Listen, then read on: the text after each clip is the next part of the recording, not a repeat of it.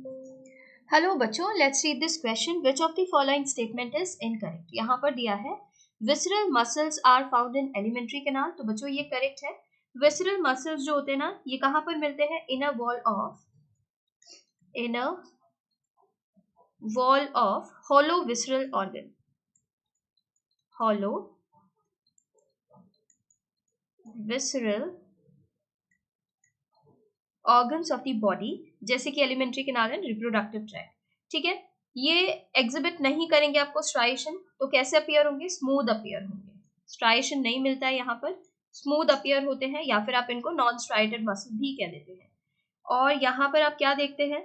इनकी जो एक्टिविटीज होती है are not under the voluntary control of nervous system and are therefore known as involuntary muscle. तो आप इनको क्या कहेंगे? इनवॉलंटरी मसल कहेंगे. ठीक है, तो ये क्या हो जाता है? Correct. Skeletal muscles are striated muscle. ये बिल्कुल करेक्ट है बच्चों. स्केलेटल मसल में स्ट्राइएशन मिलता है. ठीक है, स्ट्राइप्ड अपीयर होती है, तो इनको स्ट्राइटेड मसल भी कह दिया जाता है. और ये जो एक्टिविटीज होती है इनकी किसके कंट्रोल में होती है? Under voluntary control of nervous system, तो इन्हें वॉलंटरी मसल बोल दिया जाता है.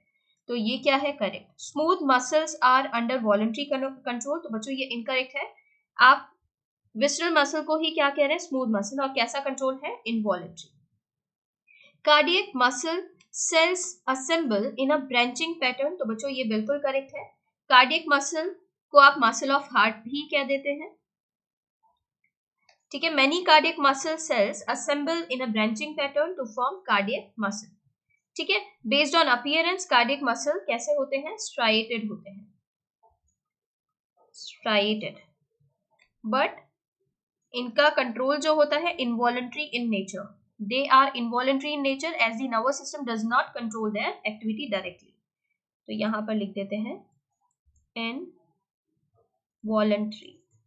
ठीक है, तो ये क्या है? करेक्ट. हमें इनकरेक्ट निकालना था ना, थर्ड स्टेटमेंट यहाँ पर इनकरेक्ट है. इसके regarding information new NCERT page number 218 पर गिवन है. Thank you.